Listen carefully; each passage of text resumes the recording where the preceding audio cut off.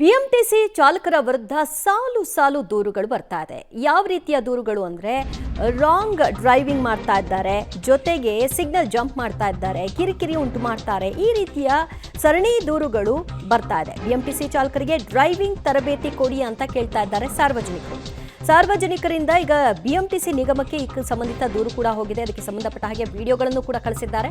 ಚಾಲಕರಿಂದ ಪದೇ ಪದೇ ಸಂಚಾರ ನಿಯಮ ಉಲ್ಲಂಘನೆ ಆಗ್ತಾ ಇದೆ, ರಾಂಗ್ ಸೈಡ್ ಡ್ರೈವಿಂಗ್ ಹೋಗ್ತಾರೆ, ಸಿಗ್ನಲ್ ಜಂಪ್ ಮಾಡ್ತಾರೆ, ಹಾರ್ನ್ ಮಾಡಿ ಕಿರಿಕಿರಿ ಉಂಟು ಮಾಡ್ತಾರೆ. ವಿಡಿಯೋ ಸಮೇತ ಬಿಎಂಟಿಸಿಗೆ ಈ ಸಂಬಂಧಿತ ಸಾರಿಗೆ ಸಚಿವರಿಗೂ ಕೂಡ ಪ್ರಶ್ನೆಗಳನ್ನು ಸಾರ್ವಜನಿಕರು ಮಾಡೋ ಮೂಲಕ ಯಾವಾಗ ತರಬೇತಿ ಕೊಡ್ತೀರಿ ಅನ್ನುವಂಥ ಪ್ರಶ್ನೆಯನ್ನು ಮಾಡ್ತಿದ್ದಾರೆ. ಹೆಬ್ಬಾಳ, KR ಪುರಂ ರಸ್ತೆ, ನವರಂಗ್, ಹೀಗೆ ಬೆಂಗಳೂರಿನ ಹಲವು ಕಡೆಗಳಲ್ಲಿ ಈ ರೀತಿಯಾದಂತಹ ಘಟನೆಗಳಾಗ್ತಾ ಇದೆ. ಇದನ್ನು ನಾವು ಕೂಡ ಗಮನಿಸಿದ್ದೀವಿ. ಒಂದು ವೇಳೆ ಸಿಗ್ನಲ್ ಇತ್ತು ಅಂದರೆ ಇವರು ಬಂದದ್ದೇ ಸ್ಪೀಡಲ್ಲಿ ಹೋಗ್ಬಿಡ್ಬೇಕು. ಸಿಗ್ನಲ್ ಇದ್ರೂ ಕೂಡ ಅಲ್ಲಿ ಯಾರಾದರೂ ನಿಂತಿದ್ರೆ ಹಾರ್ನ್ ಮಾಡಿ ಪಕ್ಕಕ್ಕೆ ಹೋಗಿ ಅಂತಾರೆ, ಇಲ್ಲಾಂದರೆ ನೀವು ಸಿಗ್ನಲ್ ಜಂಪ್ ಮಾಡಿ ಅಂತ ಹೇಳ್ತಾರೆ. ಹಾಗಾದರೆ ಸಿಗ್ನಲ್ ಜಂಪ್ ಮಾಡಿದರೆ ಇವ್ರ ಕಿರಿಕಿರಿಯಿಂದ ಅವ್ರುಗಳ ಫೈನ್ ಕಟ್ಟಬೇಕಾಗತ್ತಲ್ಲ, BMTCಗೆ ಏನು ಫೈನ್ ಇಲ್ವಾ?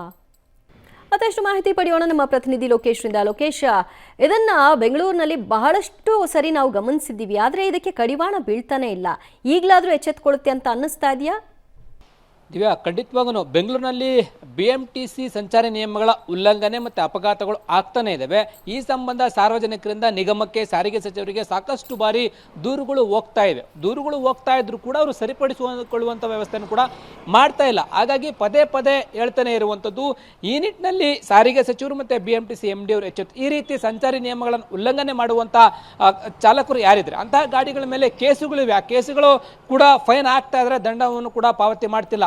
ಸಾರ್ವಜನಿಕರಿಗೆ ತೀರಾ ಸಮಸ್ಯೆ ಆಗ್ತಾ ಇದೆ. ಯಾಕೆಂತಂದ್ರೆ ಸರ್ವಿಸ್ ರಸ್ತೆಯಲ್ಲಿ ಹೋಗ್ಬೇಕಾಗಿರುವಂತಹ ಬಸ್ಸನ್ನ, ಫ್ಲೈಓವರ್ ಮೇಲೆ ಹೋಗ್ಬೇಕಾಗಿರೋ ಬಸ್ಸನ್ನ ಸರ್ವಿಸ್ ರಸ್ತೆಯಲ್ಲಿ ಹೋಗುವಂಥದ್ದು, ಸಿಗ್ನಲ್ ಜಂಪ್ ಮಾಡುವಂಥದ್ದು, ಈ ರೀತಿಯಾಗಿ ಘಟನೆಗಳು ನಡೀತಾನೆ ಹೋಗ್ತಾ ಇದ್ದಾವೆ.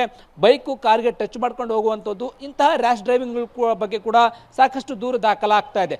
ಕೂಡಲೇ ಸಾರಿಗೆ ಸಚಿವರು ಎಚ್ಚೆತ್ತು ಈ ಸಂಬಂಧ ಕ್ರಮವನ್ನು ವಹಿಸಬೇಕಾಗುತ್ತೆ. ಪ್ರತಿದಿನ ಕೂಡ ನಾವು ಚಾಲಕರಿಗೆ ತರಬೇತಿಯನ್ನು ಕೊಡ್ತೀವಿ.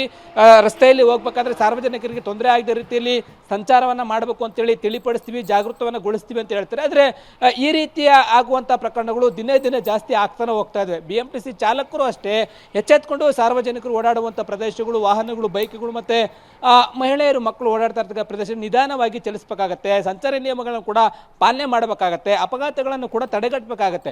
ಇಲ್ಲದೆ ಹೋದ್ರೆ ಈ ರೀತಿಯ ಪ್ರಕರಣಗಳು ಜಾಸ್ತಿ ಆಗ್ತಾ ಹೋಗುತ್ತೆ. ಸಾರ್ವಜನಿಕರು ಕೂಡ BMTC ವಿರುದ್ಧ ತಿರುಗಿ ಬೀಳುವಂಥದ್ದು ಜಾಸ್ತಿ ಆಗ್ತಾ ಹೋಗುತ್ತೆ. ಈಗಾಗಲೇ ನಿಗಮಕ್ಕೆ ಮತ್ತೆ ಸಾರಿಗೆ ಸಚಿವರಿಗೆ ಈ ರೀತಿ ತರಬೇತಿಯನ್ನು ಕೊಡಿ ಅಂತೇಳಿ ಪತ್ರವನ್ನ ಬರೆದಿರುವಂಥದ್ದು. ದಿವ್ಯಾ, ಥ್ಯಾಂಕ್ ಯು ಲೋಕೇಶ್, ನಿಮ್ಮೆಲ್ಲ ಮಾಹಿತಿಗೆ.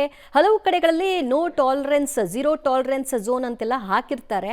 ಆದರೆ ಇವ್ರುಗಳು ಮಾತ್ರ ಏಕಾಏಕಿ ನುಗ್ಗಿ ಹೋಗ್ತಾರೆ, ಸಿಗ್ನಲ್ ಜಂಪ್ ಮಾಡ್ತಾರೆ, ಬಹಳಷ್ಟು ಕಿರಿಕಿರಿ ಉಂಟು ಮಾಡ್ತಾರೆ, ರಾಂಗ್ ವೇ ಅಲ್ಲಿ ಡ್ರೈವ್ ಮಾಡ್ತಾರೆ. ಇಷ್ಟೆಲ್ಲದಕ್ಕೂ ಯಾವಾಗ ಬ್ರೇಕ್ ಬೀಳುತ್ತೆ ನೋಡೋಣ, ಈಗಲಾದರೂ ಎಚ್ಚೆತ್ಕೊಳ್ತಾರ ಅಂತ.